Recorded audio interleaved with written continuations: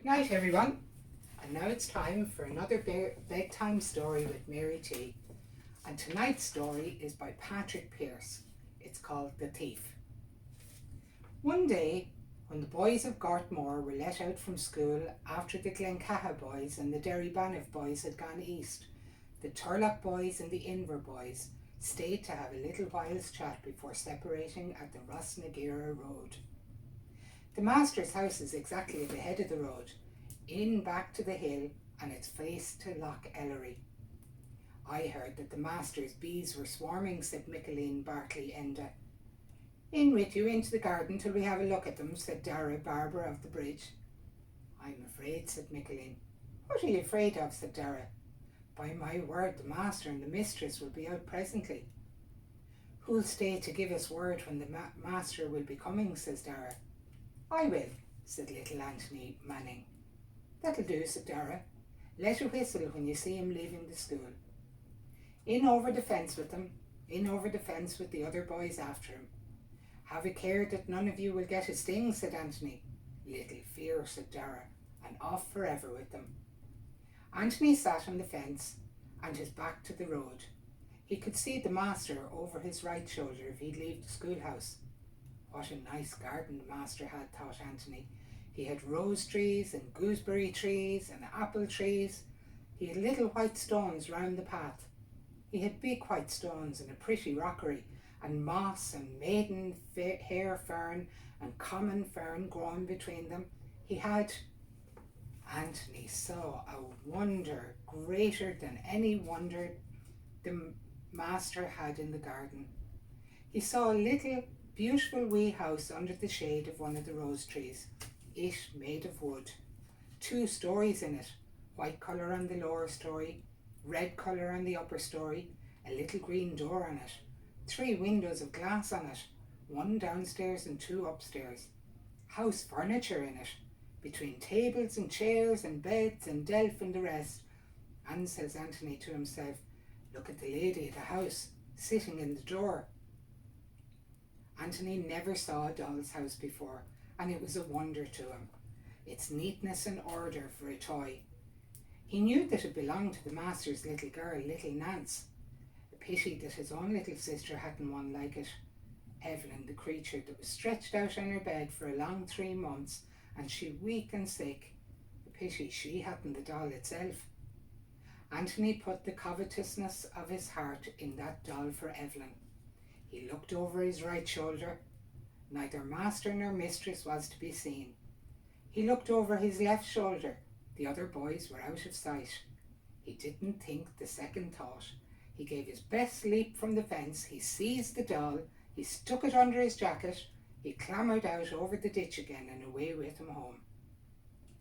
I've a present for you, says he to Evelyn when he reached the house. Look! And with that he showed her the doll. There came a blush on the wasted cheeks of the little sick girl, and a light into her eyes. Oh, Anthony, love, where did you get it, says she.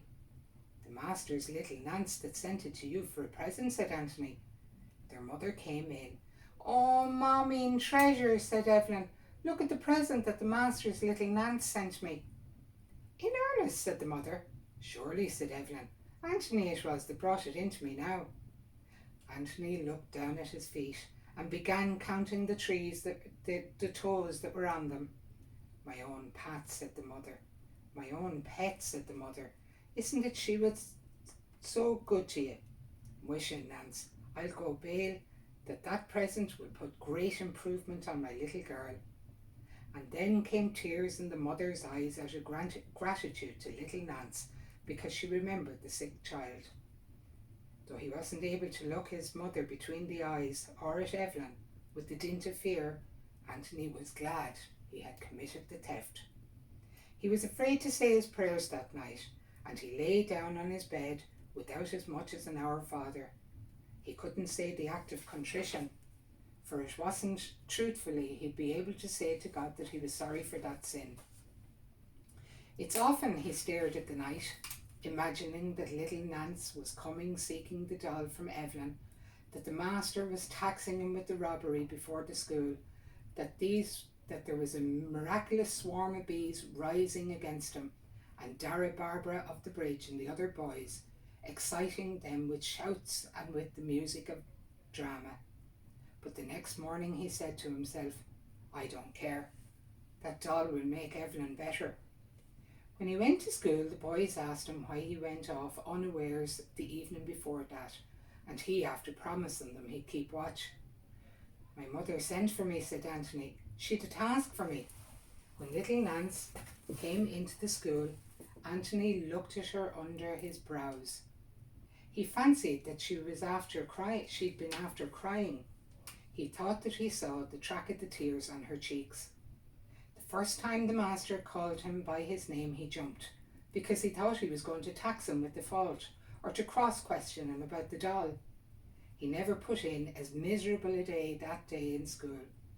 But when he went home and saw the great improvement on Evelyn, and she sitting up in the bed for the first time in a month, and the doll clasped in her arms, says he to himself, I don't care. The doll is making Evelyn better. In his bed in the night time, he had bad dreams again. He thought that the master was after telling the police that he stole the doll, and that they were on his track. He imagined one time there was a policeman hiding under the bed, and that there was another hankering behind the window curtain.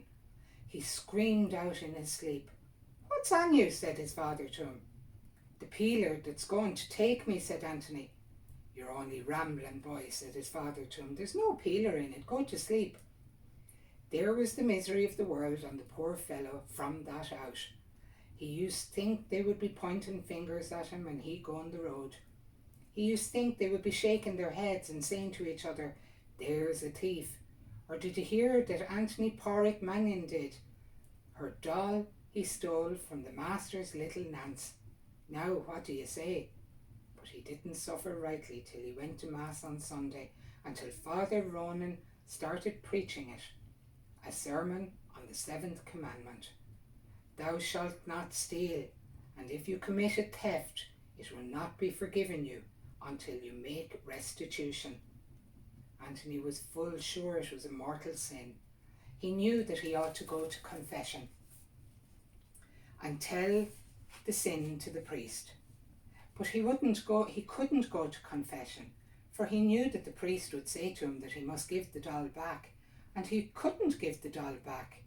He hardened his heart, and he said that he'd never give the doll back, for that doll was making Evelyn better every day. One evening he was sitting by the bed foot in serious talk with Evelyn, when his mother ran in a hurry and says, Here's the mistress and little Nance coming up the boreen. Anthony wished the earth could open and swallow him. His face was red up to his 2 ears. He was in a sweat. He wasn't able to say a word or to think a thought, but these words were running through his head. They'll take the doll from Evelyn. It was all the same to you what they'd say, or what they'd do to himself. The only answer he'd have would be, the doll's making Evelyn better. The mistress and little Nance came into the room. Anthony got up. He couldn't look at them in the face. He began at his old clatter, counting the toes of his feet. 5 on each foot, 4 toes and a big toe, or 3 toes, a big toe and a little toe. That's 5. Twice 5 or 10, 10 in all. He couldn't add to their number or take from them. His mother was talking and the mistress was talking, but Anthony paid no heed to them. He was waiting till something would be said about the doll.